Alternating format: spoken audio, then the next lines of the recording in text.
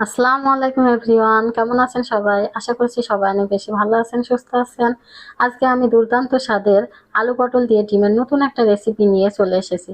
আশা করছি রেসিপিটা আপনাদের ভীষণ ভালো লাগবে। পটলের ঝোল খেলে বিভিন্ন ধরনের রোগ থেকে বেঁচে থাকা যায়, রোগ প্রতিরোধ ক্ষমতা বাড়ে।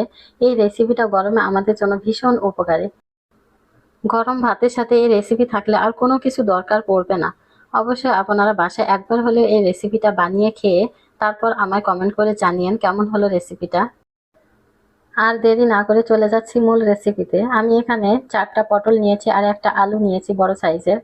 এখন আমি পটলগুলো এভাবে একটু ছিলে নিব। দেখেন, একেবারে ছিলে নিব না, উপরের যে খোসাটা আছে এভাবে একটু আঁচড়িয়ে নিব। এভাবে আঁচড়িয়ে আঁচড়িয়ে উঠিয়ে নিব সবগুলো পটল। তারপর আমি দুই সাইডে একটু কেটে নিব। দেখেন, এভাবে দুই সাইডে কেটে নিব। এভাবে আমি সবগুলো পটল ছিলে কেটে নিব।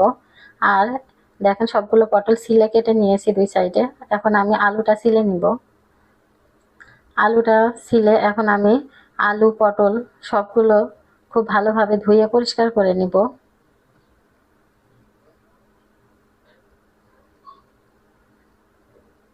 আমি আলু পটল সবগুলো খুব ভালোভাবে ধুয়ে পরিষ্কার করে নিয়েছি।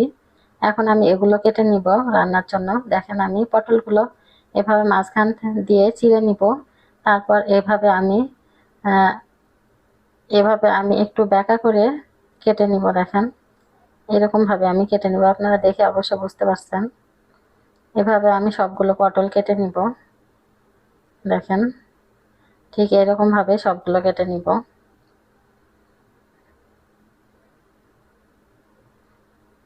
সবগুলো পটল ঠিক আমি এভাবে কেটে নিয়েছি। দেখেন, এখন আমি আলুটা কেটে নিব। আলুটা আমি মাঝখান থেকে চিড়ে নিব। মাঝখান থেকে ফালি করে আমি এখন চিকন চিকন করে একটু, একেবারে চিকনও না একেবারে মোটাও না, এভাবে একটু আমি কেটে নিব, হালকা একটু মোটা সাইজ করে। এখন আলু পটলগুলো সবগুলো কাটা হয়ে গেছে। এখন আমি রান্নার জন্য এখানে দেখেন কি নিয়েছি: হাফ চা চামচ লাল মরিচের গুঁড়া, 1 চা চামচ রসুন বাটা, হাফ চা চামচ আদা বাটা, হাফ চা চামচ লবণ, হাফ চা চামচ ধনিয়া গুঁড়া, হাফ চা চামচ হলুদের গুঁড়া, আর 1 চা চামচের 4/1 জিরা গুঁড়া, আর 5টা কাঁচামরিচ আমি মাঝখান থেকে চিড়ে নিয়ে নিয়েছি।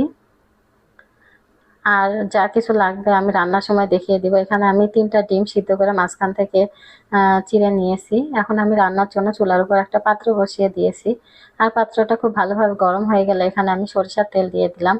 আপনারা সয়াবিন তেল বা অন্য যে কোনো তেল দিয়ে রান্না করতে পারেন।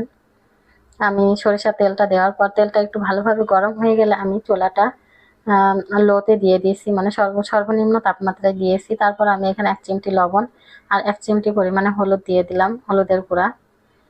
দেওয়ার পর আমি চুলাটা কিন্তু সর্বনিম্ন তাপমাত্রায় রেখেছি। তো সর্বনিম্ন তাপমাত্রায় রেখে ডিমগুলো ভেজে নিতে হবে। এখন আমি একে একে সবগুলো ডিম দিয়ে দিব। আর চুলাটা যদি মাঝামাঝি বা সর্বোচ্চ তাপমাত্রায় রাখেন তবে ডিমগুলো চটে বা ফুটে গায়ে ছিটে আসতে পারে। ওই কারণে চুলাটা অবশ্যই সর্বনিম্ন তাপমাত্রায় রেখে ডিমগুলো ভেজে নিতে হবে আস্তে আস্তে। তো এভাবে আমি এক পাশ ভাজা হয়ে গেলে উল্টিয়ে দিলাম, আর এক পাশও খুব ভালোভাবে ভেজে নিব।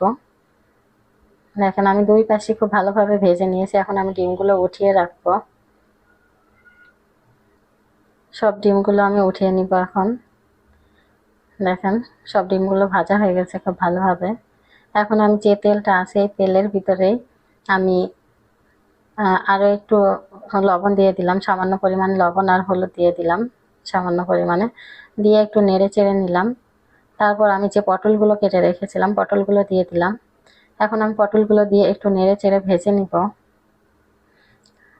এভাবে আমি পটলগুলো নেড়ে চেড়ে 6 মিনিট ভেজে নিব। দেখেন, আমি এখনো কিন্তু 6 মিনিট হয়নি।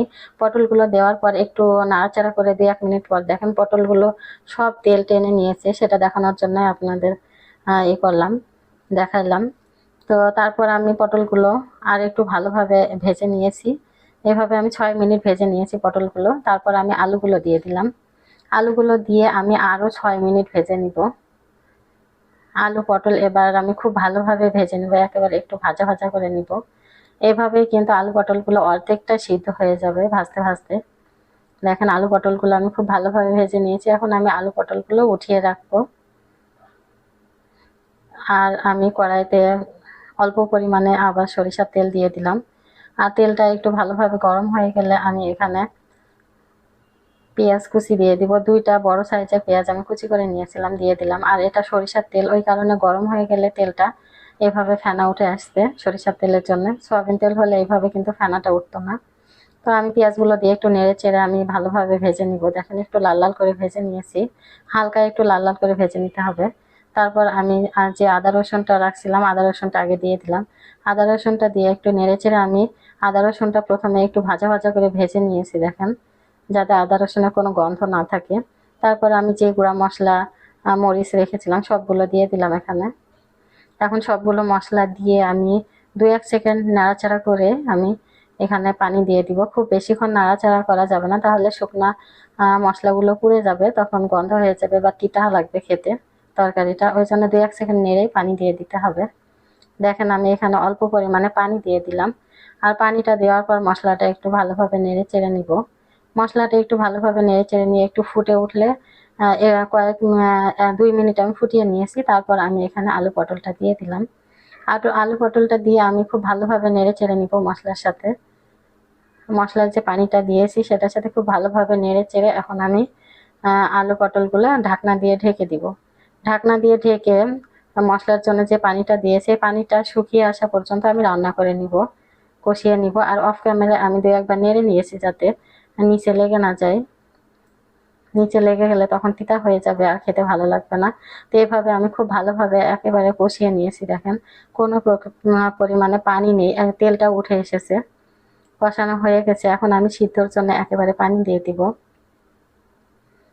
আমি এখানে সিদ্ধর জন্য বা যে পরিমাণে ঝোল রাখবো সেই পরিমাণে আমি তার চেয়ে একটু বেশি পরিমাণে পানি দিব, কারণ সিদ্ধ করতে গেলে তখন পানিটা কিন্তু অর্ধেকটা শুকিয়ে যাবে।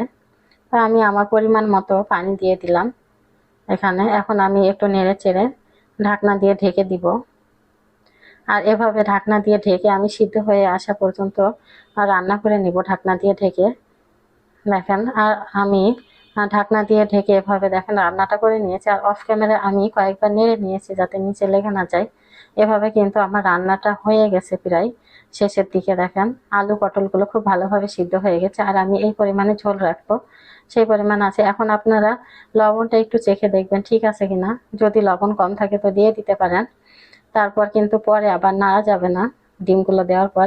তারপর আমি ডিমগুলো সব দিয়ে দিলাম, একটু নেড়ে চেড়ে লবণ ঠিক আছে কিনা দেখে ডিমগুলো দিয়ে দিলাম। আমার লবণটা ঠিক ছিল, ওই কারণে আর কোনো লবণ দিই নাই আমি। ডিমগুলো দিয়ে আমি একটু চেপে চেপে দিব যাতে মশলাগুলো ডিমের ভিতরে যায় ভালোভাবে। এভাবে একটু চেপে চেপে দিব আমি হালকাভাবে, বেশি জোরে চাপ দিলে আবার ডিমগুলো ভেঙে যাবে। তো হালকাভাবে চেপে আমি আবারও ঢাকনা দিয়ে ঢেকে দিলাম। এভাবে ঢাকনা দিয়ে ঢেকে আমি চুলাটা একেবারে আমি কিন্তু চুলাটা মিডিয়ামে রেখে রান্না করেছি ডিমগুলো ভাজার পর। আর এভাবে আমি ডিমগুলো দেওয়ার পর আরও 3 মিনিট রান্না করে নিলাম। চুলাটা কিন্তু মিডিয়ামে রেখেছিলাম।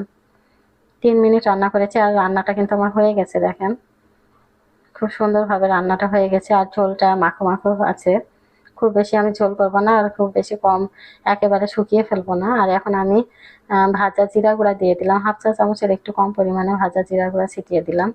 ভাজা জিরা গুঁড়াটা দেওয়ার পর আমি একটু লসনি দিয়ে ধরে একটু নাড়িয়ে নিব কড়াইটা। আর এভাবে আমি 30 সেকেন্ড ফুটিয়ে তারপর চুলাটা বন্ধ করে দিয়েছি। খুব বেশি ফোটানো যাবে না জিরা গুঁড়াটা দেওয়ার পর।